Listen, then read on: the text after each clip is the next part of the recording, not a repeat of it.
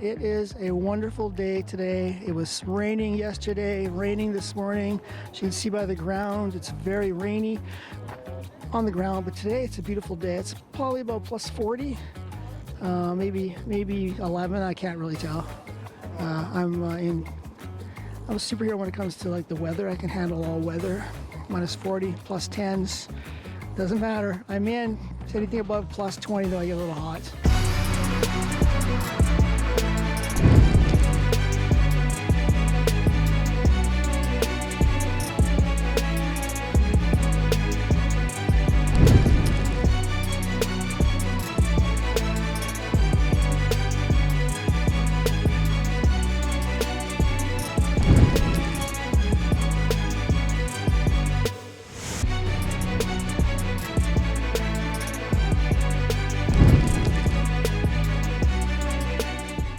Hey Punchers, it's me Hank, and welcome to a new episode of Punch TV, coming to you pre-recorded, not live, from the 3rd annual Corgi race. I am here with Mari Bay, back by popular demand 2 months in a row. Mari, hi. Hi. What is a Corgi? What are we doing here? What is a Corgi? It's a cute little dog with stubby legs and its butt goes what?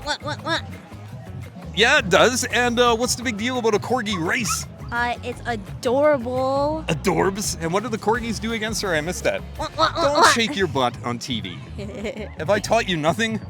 Unbelievable. So this month's episode, we are going to Free Comic Book Day, the Synergy Film Festival, and then we get to hang out with Dave. Dave is on the show because we are now in, what month is this, June? And we haven't heard what music we should be listening to this year. We haven't? No, so Dave is going to cover a whole bunch of stuff. And speaking of Dave and punch points, you remember what the punch points are? I remember what the punch points are. So this month, we are going to do the punch points bonus. What?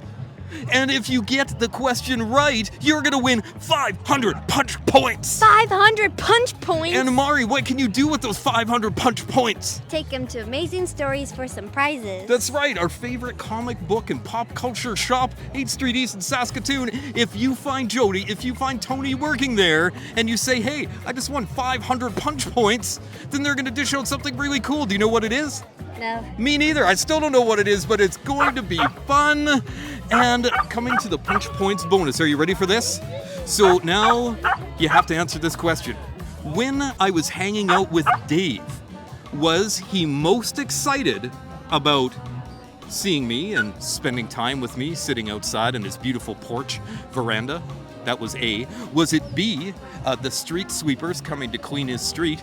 Or was it C, the cute little birdies that were getting to know each other very well in the trees right behind us? So, the punch points bonus for 500 punch points, was it A, getting to hang out with me, B, watching the street sweepers go by and clean the street, or C, was Dave most excited about the birds getting to know each other very well in the trees right behind us? So if you answer that question correctly, you're gonna win. Mari, A, B, or C? What do you think it is?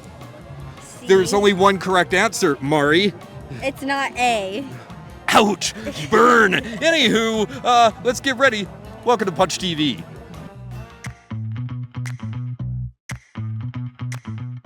So, serendipitous moment. We were just talking with Audra, and one of her students came up. This is Ariel. Say hi to the people. Hello. Hey, Punch people. So, what do you like about Audra's classes? She is really fun. I love her classes. I also have one of her magnets at home. I also have some of her books. Yeah. Her comic is amazing. So what do you do in her classes? Do you what kind of materials do you use?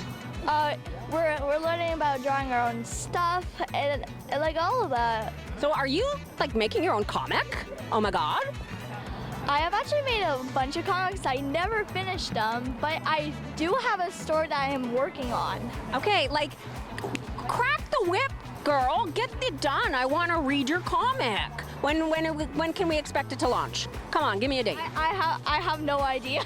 Okay, how about by next Free Comic Book Day, you get a comic made and we'll give it away here?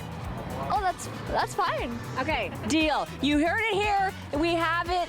She said it. It's real. It's happening. This is awesome. Okay, good luck with the comic. Get in touch with me, Jody, at Amazing Stories. When it's ready, we'll get it printed. All right. All right, thank you.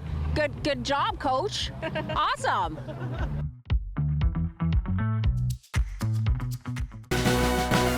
Punch TV is brought to you in part by Amazing Stories, providing Saskatoon with comics, games, toys, D&D, magic, and more for over 30 years. Online at AmazingStoriesComics.com. In person on 8th Street in Saskatoon.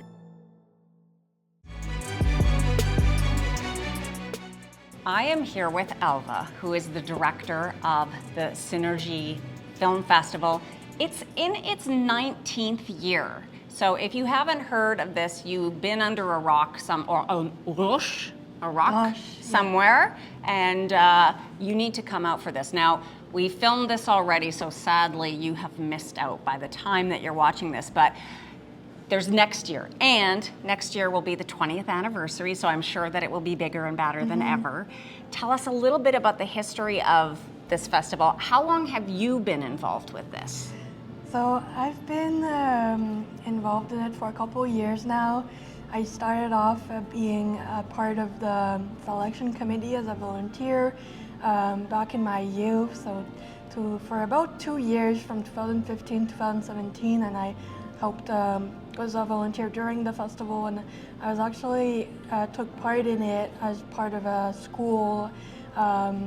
I'm French, that's my first language, but I was in French immersion as well.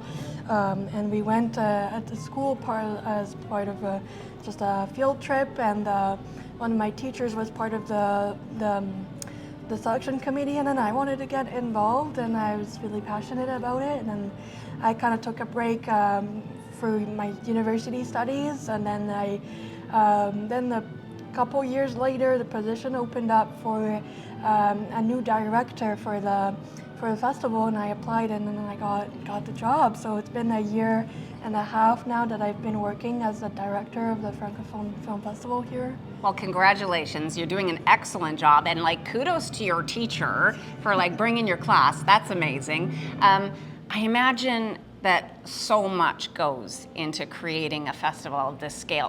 The program is gorgeous. The layout itself is just that's a huge full-time job right there. But the selections are so incredibly varied. How long does it take you to choose the films? And you said you were part of a selection committee, so I assume you still have a selection committee. Oh, definitely. How many people are involved with that, and how do you possibly choose which films to show? So we have about 5 to 6 members. So for the feature-length selection committee, we have a few different selection committees. So there's one for the school programming, one for the feature-length films, and then we started one for the short films as well. And it takes a while. It takes a bit of time to be selecting the films and all that. So we start usually around September is when we start, and then we progress along the months, and we get more movies. I send to my committee more viewing links and so on. We do the research and reach out to the distributors to get the viewing links and so on. So over time, we have more and more films that we watch.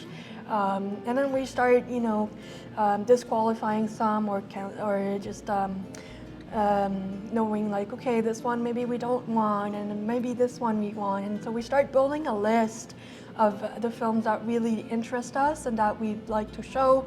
And then we have a few final meetings just to finalize everything. And then I go over with the distributors to just finalize really what our selection is officially, and then we do all the promotion and everything. We build the programs and everything. So it's a lot of work. It takes a couple months of work just selecting the movies. I watch all of them as well. How many have you had to not how many did you have to watch to get to this list, but of what people can see? How many shorts and feature lengths approximately do you think you're showing over the course of this festival? So over this festival, we're showing 12 feature lengths and then 30 short films. Okay. Okay, that's a lot, but it's awesome because then people can kind of tailor their viewing in time to like what's available. Exactly. What's been this year like the biggest response? Like, how are people, like, we're only halfway through the festival so far, but is there a particular title or selection that people are like really responding to? I think we've had a lot of success with the 2 past days of the festival. So definitely the opening film was a really great one that people responded to really well. So it was it's called Carnaval. It's Haitian. And it was a very beautiful movie about an immigration of a young family to Quebec during the 1970s in Haiti with all the instability that was going on, and it still is, unfortunately. And people were really enjoyed the film. It was very powerful. It spoke to people, and some people even cried watching it. That one was very beautiful. It's personally my favorite movie that I've seen of all time. So we even had a discussion with the filmmaker. He unfortunately wasn't able to be present, but we had a video recording with some Q&As, questions that we had asked him, and that movie even won Amplified Voices Award at the TIFF 2023. Wow. It won one of the top 10 best Canadian films of 2023. So that one was really one of the highlights, definitely. And so special to have that extra like feature of having the director involved. Yeah. Even though he didn't be here in person, he still made the effort to like answer all your questions. So that's really cool, and Yeah. we'll expect more of that next year. So if somebody wants to get involved with this, how do they do that? How do they get in touch with your group? So we have on our website, festivalsynergie.ca, there's a volunteer page. So if you want to just volunteer during the festival, we have a link to a job form where you can apply for, the kind of positions you want and the schedule. So right now it's updated for this year, and then we're going to update it later for next year when people want to apply for the festival. We also have the selection committee where we're always looking for more people to help. Yeah. But for that, we prefer to have francophone speakers, just because it's easier if we can all speak in French with each other without having to translate if one person doesn't speak French. So that's just the one kind of requirement for the selection committee. But then if you want to just volunteer during the festival, you don't necessarily need to speak French. We're open to anyone just helping us out. Right. And you don't have to speak French to enjoy these films either. No, A lot yeah, of them are subtitled. Yeah, definitely. Most of our films have English subtitles. That's very helpful and inclusive. Yeah, for That's sure. great. Well, if you want to get involved, you know how to do that. And I would heartily recommend, because this is like amazing and cool, and next year will be even bigger. So thank you so much for all the hard work that you and your committee do all year round to make this happen. And we're looking forward to what you bring next year. And hopefully you'll know about it ahead of time so you can participate too. Thank you so much, Alva. Thank you. Thank you.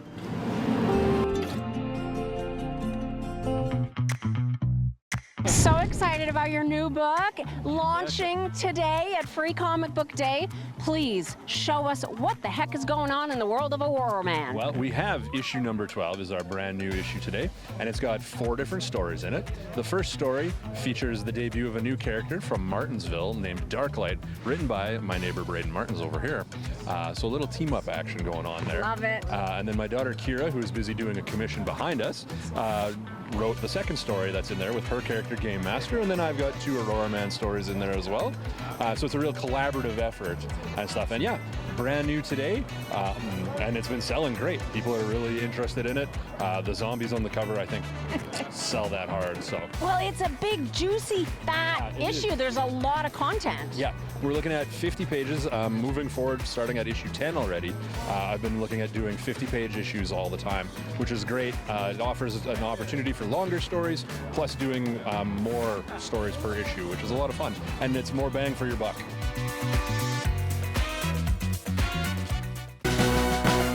Punch TV is brought to you in part by Amazing Stories, providing Saskatoon with comics, games, toys, D&D, magic, and more for over 30 years. Online at AmazingStoriesComics.com. In person on 8th Street in Saskatoon.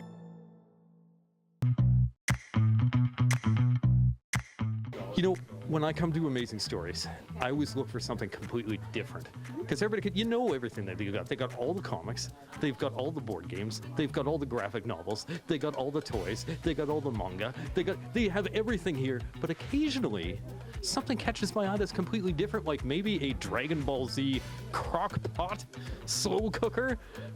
Yes? It's so handy. So this is like one of a kind? Like No, we have a number of different Really? slow cookers themed appropriately. Oh.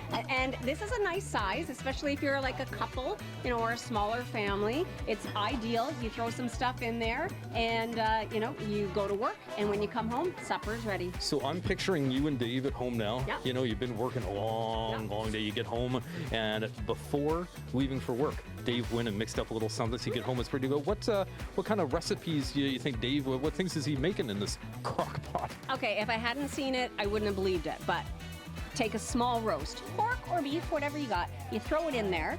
You take a onion soup mix. You pour that on top. Then you take some Coca-Cola and you pour it over top till it's halfway submerged. Put the lid on. You walk away. And over the course of the day, that roast falls apart, and you can make beautiful pulled pork or beef sandwiches that are amazing and stupendously easy.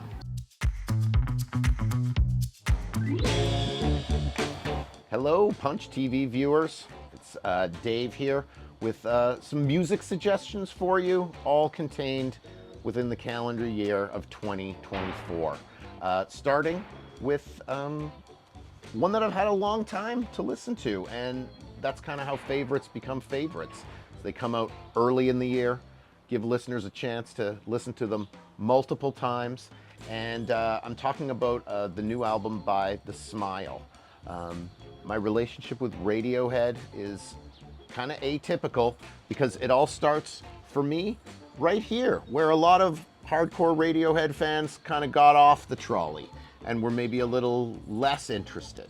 So I won't babble on about this one, but I really think that the new Smile album, Johnny Greenwood getting a lot more mature, a lot more confident, and this just sounds like a band to me that's doing whatever they want to do, which is kind of what Radiohead have always been, but this is a more mature, more kind of refined sound. So I know that a lot of Radiohead fans are going to think that this is like completely upside down. But for me, the older these guys get, the better their music becomes, which is going to be a theme with a few other bands that I'll be talking about today. Another one that I've had a long time to live with in 2024 is the new album by Brittany Howard, which I believe is called What Now? She's the front woman of Alabama Shakes, who, if you haven't heard, you should definitely go back and hear them rocking out on guitar, bass, and drums. And I haven't had a chance to pick up her new record on vinyl yet, but it was a few years ago that Brittany Howard put out this, which was one of my favorites of the year, and a really great solo venture. Kind of hearing her do the Prince thing, where she's going to write everything and sing everything and play a lot of the instruments and do the production herself. And the new album is just more of that. It's like every track you get a new style, a venture into some techno or house or something like that, and also doing all this like really soulful balladry. I do miss hearing Brittany Howard play the electric guitar a little bit, but I know she'll eventually go back to it, and it's just really cool to hear a singer-songwriter doing her own thing, and it just really makes me look forward to more. Okay, something that I don't have a prop for, and something that I can't show you, because sadly I don't own any vinyl made by the band Camera Obscura. And I'm not gonna wave a little compact disc insert slip in front of you, because that would just be kind of pathetic. But if you don't know Camera Obscura, they've been making music since the early 2000s. They're a group from Glasgow, Scotland, fronted by Tracy Ann Campbell, who I think is a songwriter that's not getting nearly enough credit because Camera Obscura don't tour a lot. When they do perform, the proceeds mostly go to charity. But she's an understated singer-songwriter and a really great voice. Sings with what I would call like kind of a gentle Scottish brogue. It's not ostentatious. It's not trying to grab. This band doesn't really do anything to try to grab the audience's attention. But when you are willing to come to them, they will not disappoint. So I first heard Camera Obscura in the early 2000s when I think it was their third album. That's how late I was to the party. You might remember Let's Get Out of This Country, a great single called Lloyd, I'm Ready to Be Heartbroken, which is still probably their best song. I'm not knocking the band, but I don't think they've had a single that's reached that level since 2004, I want to say. Been a lot of lineup changes in Camera Obscura brought upon by both life and death, and they've even had like about 3 years of a hiatus where after losing Carrie Lander, they just didn't perform any music and didn't record any music from about 2015 to 2018. They found her replacement in, I want to say her name is Donna Macchiocia, and if that's a mispronunciation, it's a really bold one. And guitarist Danny McKeeve, who I thought was bringing some of the pedal steel work that I'm hearing on this new album, which is called Look to the East, Look to the West. But it turns out it's actually their drummer who's picked up the pedal steel skills. And this Nashville sound with Tracy Ann Campbell's smooth Scottish vocals over top of it, really, really nice little addition that you get to hear here. That is maybe not what you'd expect from Camera Obscura, but it's a good example of the band getting more confident with trying different things. And I don't hear this as some like late era entry into the catalog. I think this is like the band coming into its own and just kind of figuring out what they need to sound like after all of these years together. But it always comes back to Tracy Ann Campbell's voice and her songwriting, which I would call a little on the melancholy side, but this pedal steel prowess, some like little synthy techno touches that they're adding, I think they're just really kind of coming into their own in 2024. And the last band I'm going to talk about, the last record I'm going to talk about, is the new album called Funeral for Justice from Ndu Mokhtar. This is their last album, Afrique Victime. And I say his and their because Ndu Mokhtar is the frontman, singer, guitarist, songwriter for the band, but it's also the name of the band. So, you know, think Hall & Oates. It's the name of the people, but also the name of the band. And I would say that the Funeral for Justice is just more of the same amazing guitar playing, but heard in a way that you've never really heard it before, because he's playing guitar the way that stringed instruments are played in the Saharan desert, which is where this band hails from. But you can tell he's also listened to a lot of Americans and North Americans playing Fender Stratocasters. So you will sometimes hear like a little Stevie Ray Vaughan creeping into it. You sometimes hear a little Rage Against the Machine creeping into it. It's faster, it's harder, it's more forceful, it's more urgent than what we heard on Afrique Victime. Still sung all in Tamashek, their native language. A little bit of sweet balladry coming into the album every once in a while. But if you really like guitar-based rock and roll and you're used to hearing it played by North American musicians, this is something that's new and different, but not so far out of your musical listening reach that it's going to sound oblique or obscure or unreachable. So Ndu Mokhtar, if you haven't heard this album, this is a fine place to begin. But watch out for Funeral for Justice in 2024 also. Yep. So Dave is more excited about watching his streak get swept than hanging out with me. Are you shocked? Are you shocked? I'm not shocked. But whoo, you know what? It's hashtag story of my life. Everything's more excited than hanging out with me. But you know, the street, it did look very nice. It did look very nice when they were done. And speaking of things that we learned this episode, so we learned that Dave loves a clean street. We also learned that we need to follow the socials of the Sask Corgi Racers and Festival Synergy so we can plan to attend both dates next year. We can mark them on our calendar. Mark it down so we can attend. We learned that Tony is a weather superhero. What?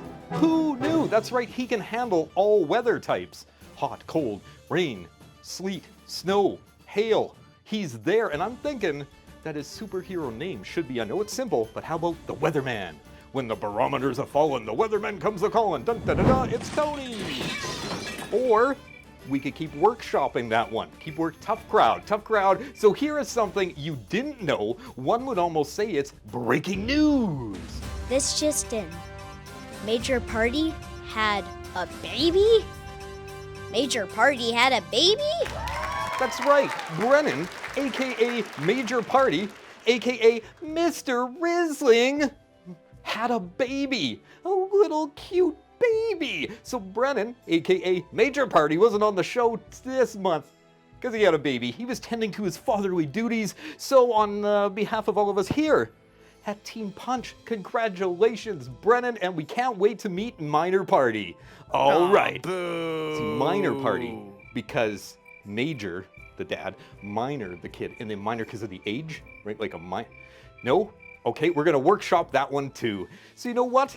For all of us here at Team Punch, including Jody, Tony, Kathy, Dean, Craig, Riley, and Papa Party, thanks for watching. For all things Punch, including Punch Radio, that you can listen to live Friday nights at 6 on CFCR 90.5 FM right here in Saskatoon. But if you don't catch it live, you can hit up at PunchYXE on Apple Music, at the Apple Podcasts, Spotify, YouTube, many other places. For all things Punch, go to @PunchYXE, and remember to visit Amazing Stories, our sponsor, and speak with Jody and or Tony to redeem your Punch points to get something really sweet. And that about wraps things up. So my name is Hank, and Tony's mom. Maybe next month will be the month that you call me and invite me over so we can watch the episode live together. That could be fun. You never know. Maybe invite a couple of your friends to come over. But you got to call me because they're not taking you. Call me. So I am going to leave you with this 1-minute movie review from our BFF Craig Silliphant when he went to see Planet of the Apes. Is that what it's called? Got a really long title about Kingdom of the Planet of the Apes. Here's his 1-minute movie review. See you next month on Punch TV. All right. And I know I didn't mention you, Mari. Well, one, you didn't say A for the Punch Points bonus, and also shaking your butt on TV? Really? Really? No daughter of mine. Shake her butt on TV, I can tell you that. It'll be the last time. Hey movie lovers, I'm Craig Silliphant, the Movie Geek, and this is my 1-minute movie review of Kingdom of the Planet of the Apes. Many years after the reign of Caesar, a young ape goes on a journey that will lead him to question everything he's been taught. He travels with a mysterious human woman to determine the future for apes and humankind alike. My first thought is that it's been hundreds of years now, so hey apes, invent yourself some pants! Seriously though, the movie's a little slow off the start, could probably use 15 minutes or so shaved from its 2.5-hour runtime. That said, I quite enjoyed it. It had a great story, a few mysteries, adventure, even some depth and ambiguity. Now, I'm not usually one to praise CGI, but what they do in this film is pretty amazing, and it's a great marriage of CGI with some excellent mocap actor performances. Who would have thought you could wring such emotion out of cartoon monkeys? I also like the ending and the way it finished its story, but set up an exciting world for the sequels to play in. Kingdom of the Planet of the Apes may even be the best Apes film in this current franchise so far. 4 dorks out of 5 on the Geekometer. I'm Craig Silliphant, the Movie Geek. Find more reviews and fun writing on my socials or at craigsilliphant.com.